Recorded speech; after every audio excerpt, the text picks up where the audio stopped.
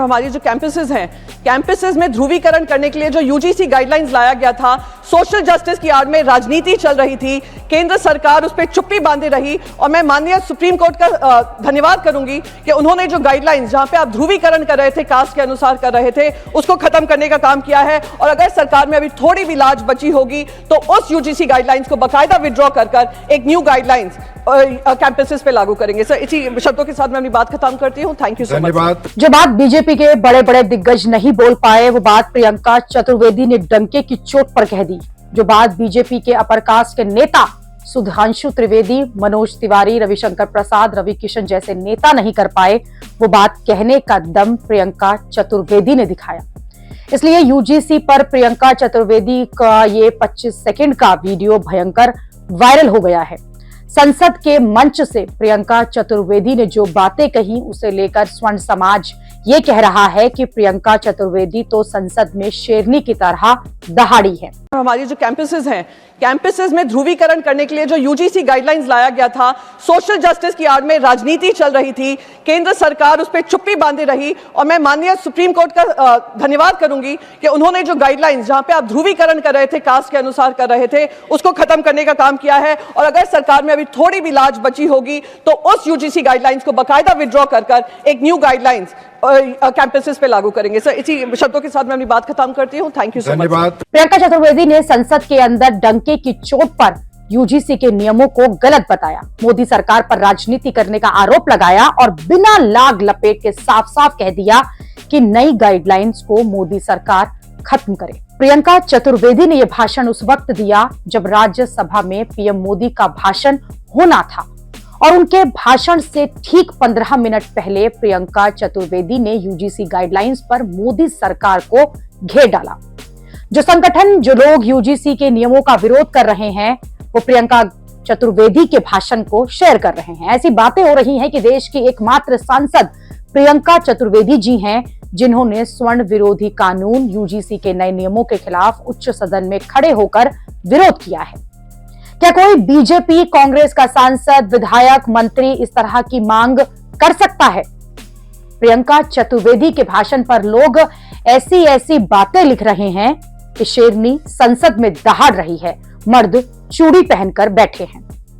प्रियंका चतुर्वेदी ने ये बातें उस राज्यसभा में कही जहां देश के बड़े बड़े विद्वान और पार्टी के तेज तर्रार प्रवक्ता बैठते हैं, लेकिन उसमें से कोई भी यूजीसी पर बोलने की हिम्मत नहीं दिखा सका। और इसलिए लोग ये कह रहे हैं कि उन्हें तो सुधांशु त्रिवेदी और संबित पात्रा के फैन होने में शर्म आ रही है, क्योंकि वो चुप हैं, जबकि प्रियंका जी ने यूजीसी पर संसद में भाजपा के धागे ही खोल दिए।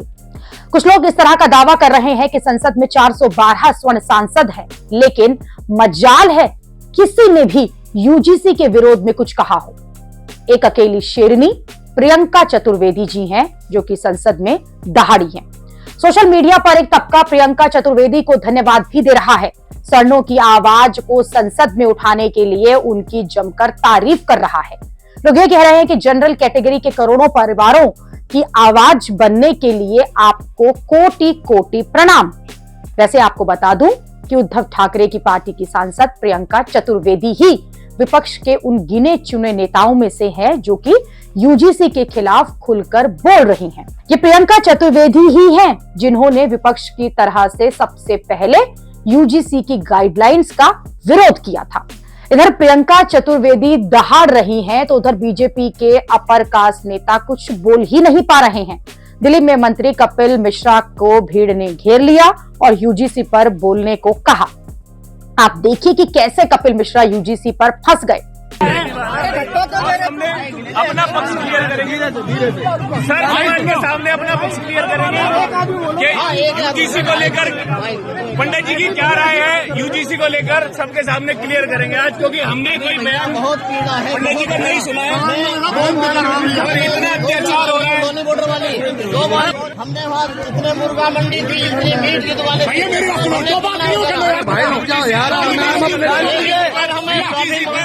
जी की क्या राय है, ये जानना चाहते हैं कि हमारी सरकार का जब हमने हमारे भैया जवाब चाहिए यूजीसी पे, भैया एक जवाब चाहिए पंडित जी, यूजीसी का जवाब चाहिए। यूजीसी के नए नियमों पर सुप्रीम कोर्ट ने तो रोक लगा दी है, लेकिन मोदी सरकार इस पर चुप है। उधर संसद में आम आदमी पार्टी ने भी यूजीसी के मुद्दे पर मोदी सरकार को घेर लिया। आम आदमी पार्टी के सांसद संजय सिंह ने सवाल उठा दिए कि मोदी सरकार को दलितों और पिछड़ों की कोई परवाह नहीं। अभी आप एक बिल लेके आए, उस बिल के बारे में सुप्रीम कोर्ट ने कहकर रोक लगा दिया कि यह बिल तो अस्पष्ट है, इसमें कोई स्पष्टता नहीं है इस बिल में। आप क्यों ऐसा बिल लेके आए जिसके कारण से पूरे देश का माहौल खराब हुआ?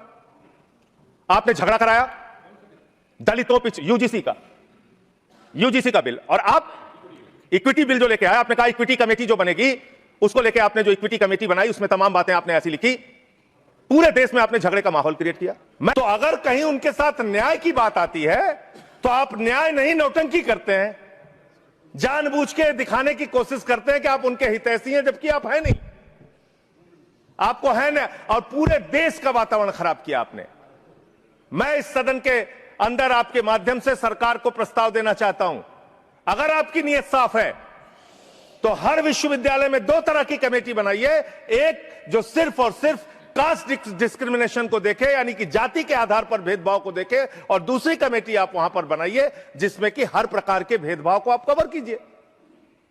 कोई झगड़ा ही नहीं होता, भाषा के आधार पर भेद, लिंग के आधार पर भेद, किसी भी प्रकार का भेद, उसको देखने के लिए एक कमेटी बनाते, और जाति के आधार पर हो रहे भेद को देखने के लिए एक कमेटी बनाते, कोई झगड़ा ही नहीं होना था। आपने जानबूझ के झगड़ा कराया। दूसरी बात मान्यवर,